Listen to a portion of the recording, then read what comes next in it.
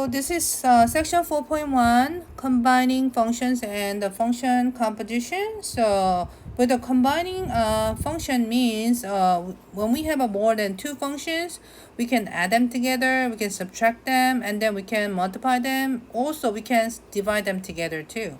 So the function we knew from this so far, we know the linear function, quadratic function, polynomial function, rational function, and then I think you might know about the square root of function, which is a radical function from the previous class, okay? So with all together, we're going to add them and subtract them, multiply and divide them together. So first of all, combining functions, which is starting already with the arithmetic. Most every topic of the discussion in mathematics includes the four operation of addition, subtraction, multiplication, and division. So functions are no different, and we start this chapter with these four ways of the combining functions. So given any two functions, f of x and g of x, the following combinations are defined as follow. So sum of the two functions, which is you separate the two functions, add them together. Difference of two functions, which is subtracting the g function from the f function. Multiplying two functions means you multiply the two functions together. And then this is division of the function, so you divide the f of x divided by g of x. So example 1. Consider the function f of x is a linear function, which is 3x minus 7. And then g of x is x squared plus 2x, which is a quadratic function. So this is a linear function.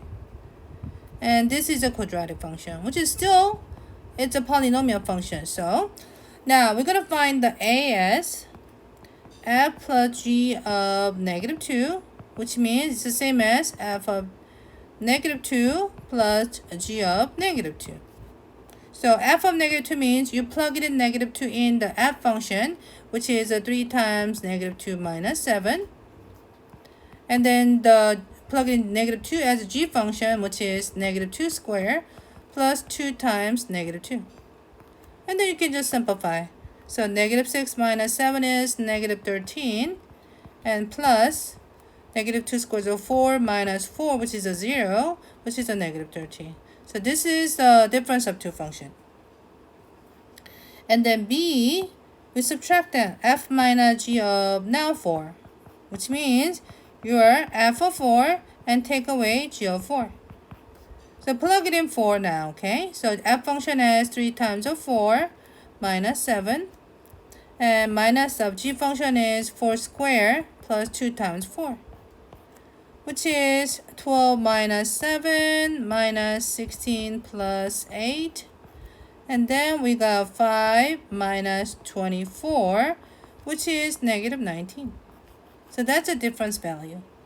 And c is fg of 3. So you multiply them. So you multiply f of 3 times by g of 3, which is f of 3 is 3x minus 7 times x squared plus 2x. And then you can just distribute it, okay? So 3x times x squared is 3x cubed. 3x times 2x is 6x squared. Negative 7 times x is negative 7x squared. Negative 7 times 2x is negative 14x. So combine them together, I got 3x cubed minus x squared minus 14x. So that's going to be the product of the two functions. Now, I don't have enough room, but I'm going to put the d right here, okay? So as a d, now I divide.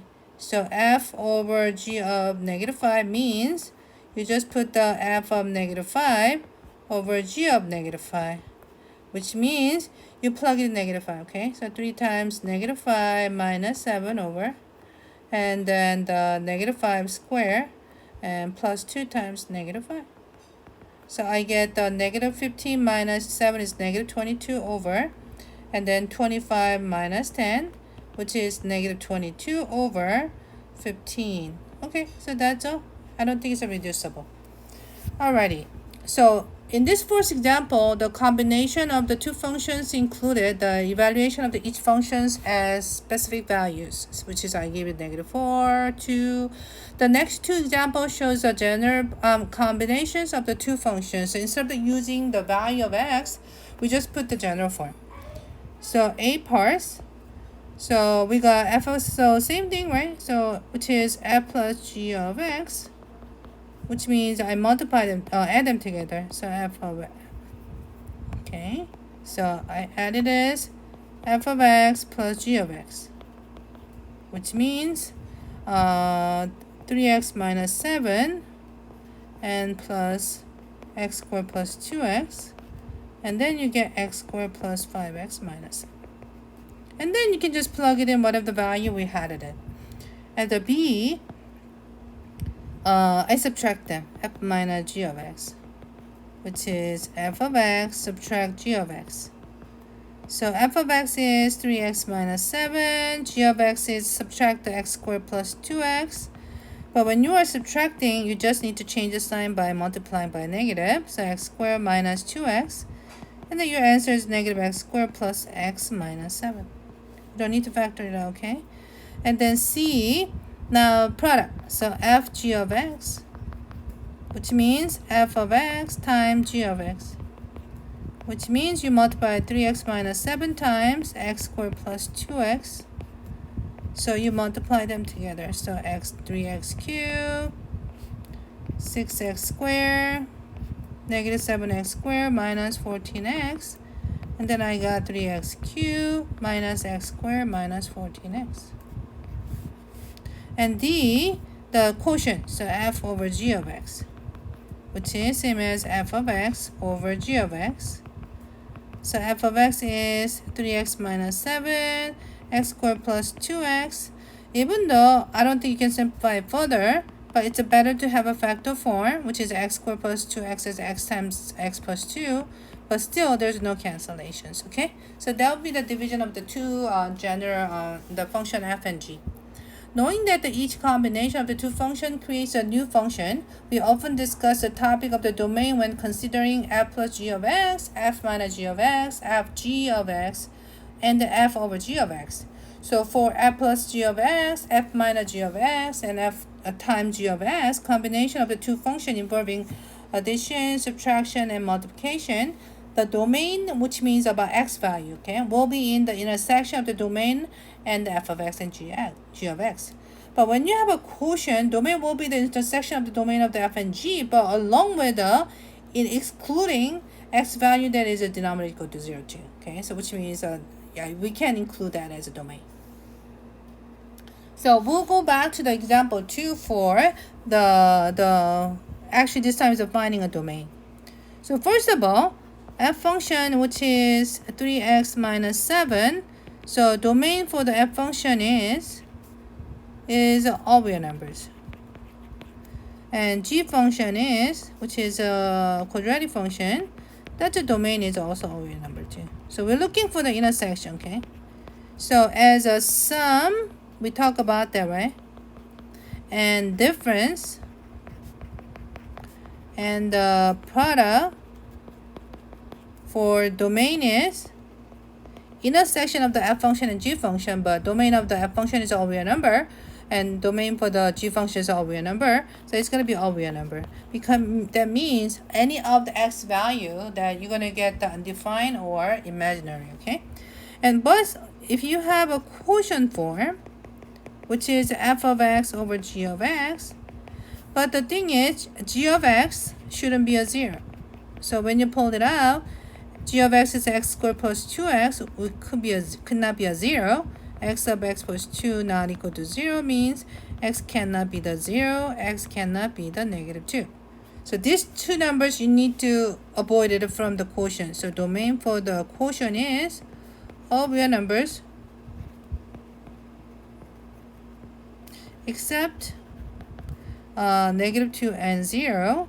Same thing as the all real number, okay? In the interval notation, all the way to negative infinity up to negative 2, but excluded it because that's why I put the parenthesis.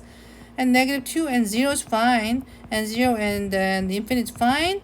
So 3 intervals connected together, you need to put that as union sets, okay? Now, example 3. Consider the function p of x is a linear, q of x is a radical. Find each of the following and state the domain. So p minus q of x, same as p of x, subtract the q of x. I'm sorry, it's a q, right? q of the x. So p of x is x minus 3, subtract the q of x plus 4. But there's nothing you can simplify it. But domain of p of x function is all real number because it's a linear. Domain of q of x function is actually it's a square root function. So square root could not have the negative inside of the square root. So we have to set the x plus 4 should be always greater or equal to 0. So subtract 4 and the x is greater or equal to negative 4. So that's a domain, which means intersection. So all real numbers and x must be greater or equal to negative 4, which means the domain for this function is p minus q of x is from negative 4 to infinity only. Okay, that's the intersections. Q over p of x, which is same as q of x divided by p of x. So q of x is radical x plus 4 over p of x is x minus 3. So this time, domain for the q of x was all real numbers, which is negative 4 to 4. And then also, this time p of x is a denominator. So x minus 3 cannot be equal to 0. So x cannot be a 3. So on the number line, it's okay from the negative 4 all the way to infinity except the 3. So 3 is not included. So as an interval notation, you can say negative 4 to up to 3 and then 3 to infinity. But two sets, you need to put the unions. Okay, so we continue our discussion of the combining function with the introduction of the difference quotient, a topic that will become very significant in calculus. Consider the continuous section of the graph of function f of x containing the 2 points and then single arbitrary point x and f of x, and the second point as x plus h and f of x plus h for some positive value of h with the line drawn through the 2 points. Okay, so we're looking for 2 points. So let's say this is x points, and then you move the h units in order to get an x plus h here. So let's say one of the point of the x goes is f of x, which is this point is x and f of x. And also there's another point from the x plus h give us the f of x plus h as a y. So this is actually the x plus h with the f of x plus h. And then when you put the line through these 2 points, okay, it could be the curve or whatever, and then we can actually put the straight line through this straight line. Okay, and then what we do is we're looking for slope in here. So knowing that the slope of the line can be defined as y sub 2 minus y sub 1 over x sub 2 minus x sub 1. But in here, this, if we can say this is x1, y1, this is x2, y2, that's exactly the y2 as f of x plus h and minus y1 as f of x divided by x sub 2, x plus h minus x, and this cancels out. So this is we call the difference quotient. So that's exactly the slope of the 2 points from the graph. So the final expression is called the difference quotients. So find the difference quotient for the f of x equal to 4x plus 5, but the f function is a linear function, so same as the slopes. So I know the difference quotient will be 4, but I'm going to prove it this, okay? So in order to find the slope, which is f of x plus h minus f of x over h, now we have to find f of x plus h first, which is plugged into the function. So you got 4 times x plus h plus 5. You got 4x plus 4h plus 5, which is a 4x plus 4h plus 5. And then f of x, which is same as a 4x plus 5. But I'm looking for the negative. So negative means well, multiplied by negative, so you change it. So you're writing as negative 4x minus 5 over h, and there's a cancellation here. So it left out as about 4h over h cancels. See, I told you that it's going to be a 4. But only for the linear function though. Now example 5 has a difference of quotient for the quadratic function. So same thing. We need to find the f of x plus h, which is x plus h squared minus 2 times x plus h, and simplify. X squared plus 2xh plus h squared minus 2x minus 2h, okay? And then f of x is, it's a g, right? So g or whatever is x squared minus 2x. So find the slope, which is g of x plus h minus g of x over h. Plug it in. You got x squared plus 2xh plus h squared minus 2x minus 2h, and then subtracting it, you got negative x squared minus 2x plus 2x over h, and then cancellation. So x squared cancel, 2x cancel, and then you got 2xh plus h squared minus 2h over h. Factor out the h out, you got 2x plus h minus 2 over h, and cancel h. And then you got 2x plus h minus 2. That's a difference quotient for the quadratic function in that case. The fifth and final operation by which we can combine function is called the function composition. So given any two functions, f of x and g of x, composition of f of x and g of x is denoted. So it looks like a product, but you see the open dots, okay? It defines this. So when you have open dot between the two functions, it means a composition, which means second function, you just need to plug it into the first functions, okay? So now I have f composed of g of negative 4, which means it's f of g of negative 4. So what you do is, we need to find the g of negative 4. So g of negative 4, g function is negative 4 squared 2 times negative 4, which is 16 minus 8, which is 8. So now we plug it in 8 in the f function, which is 3 times 8 minus 7. You got 24 minus 7, which is we got 17. And b, we got f of g of 1. So g of 1 is, plug it in, 1 squared plus 2 times 1, which is a 3. So now you're looking for f of 3. Plug it in, 3 times 3 minus 7, 9 minus 7, which is 2. G composed with f of 2 means it's a g of f of 2. So f of 2 is 3 times 2 minus 7, 6 minus 7, which is negative 1. So g of negative 1. So you plug in negative 1 in the g function. Negative 1, you got 1 minus 2, which is a negative 1. And then f composed f of 4, you can do that too. So which is f of 4. So you plug in 4 in the f function, which is f of 4 is 3 times 4 minus 7, which is 12 minus 7, which is a 5. So you plug it in, 5 here, in the f function again. So 3 times 5 minus 7, it's a 15 minus 7, which is a 8. Okay? Alrighty, now, the composition of the function is example 6 require the evaluation of the inside function first, then using the value and evaluating the outside function. In general, the same process is used to find the composition of the functions when there is no specific evaluation involved.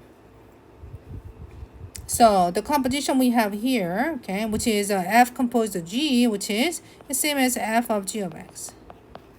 So f function is 3 times, but you plug it in the g function into the x place in the f function. So g function is x squared plus 2x minus 7. Simplify.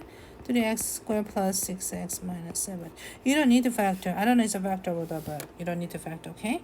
This is the other way. It's a g of f of x. Now you plug in f function in g function. So the g is x squared plus 2x, but x place you plug it in the f functions, which means you got 3 minus 7 squared plus 2 times 3x minus 7. Simplify.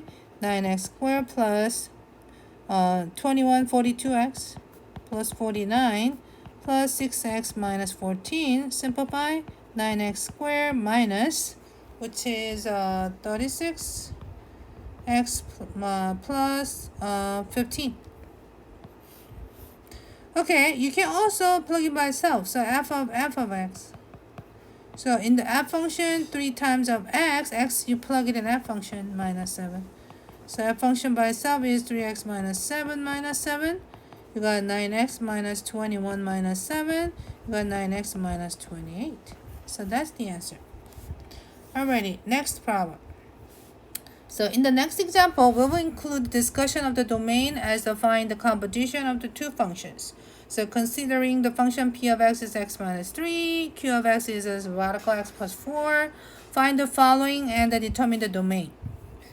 Okay, so find the function first, which is p of q of x, which is p is x minus 3, which is you put the q of x in it, which is q of x is x plus 4 minus 3. So that's the answers. And then for the composition, we have to find the two things. So first of all, domain for the p function is a real number because it's linear. And then domain for the q of x is x plus 4 must be greater or equal to 0, which is over x must be greater or equal to negative 4. Okay, so that's the domain. Now, in the competition, we always need to see the second function, and also the second function is controlled by the first function too. So, domain of q of x function, which is x must be greater or equal to negative 4, and we also need to find the domain of q of x in p of x. So, q of x is radical x plus 4 in the domain of real number, which means it's still controlled by the x plus 4 greater or equal to 0. So in order to get the intersections for the domain of the composition, it should be just from the negative 4 to infinity. You only can use these numbers for the domain. Otherwise, okay, so q of p of x. So q of x is square root of x plus 4, which is x minus, let me put it this way. So which is, you put it at p of x plus 4. P of x is x minus 3 plus 4, which is x plus 1. So this is the composition. But this time, we need to find the domain of p of x, which is all real numbers. And we also need to find the domain of the p of x in q of x. So p of x is actually x minus 3, but q of x domain should be greater or equal to negative 4 here. We're talking about this, okay? So it has to be greater or equal to negative 4. That's all for x. At 3 both sides, x must be greater or equal to negative 1. So this is domain. As the interval notation, it's negative 1 to infinity. Consider the function g of x is 3 over x minus 2, and h of x is the square root of x plus 4. Find the g of h of x and determine the domain. So g composed with f of x, same as g of h of x. So g function is 3 over, x is now the h of x minus 2. So 3 over h of x is x plus 4 minus 2. So that's a composition. But domain, you gotta find the domain of, okay, so domain for the g of x is x cannot be a 2. Domain for the h function is x plus 4 greater or equal to 0, which means x must be greater or equal to negative 4. But this time we have to find the domain of the h function, and also h function is in the domain of g of x. So h function domain is x is greater or equal to negative 4, and then h function, which is square root of x plus 4, in the domain of the g, which is not equal to 2. So for x, I need to do square both sides, which is x plus 4 equal to 4, and then subtract, so for x, subtract for both sides, x cannot equal to 0. So which means you have two types of domain, right? X is greater or equal to negative 4, but cannot be 0. So all the number 9 from the negative 4 positive is okay, except the 0. We can use a 0. So from negative 4 to 0, and 0 to infinity. That's the domain for these functions. So even though you don't see it, yeah, this is how you find it.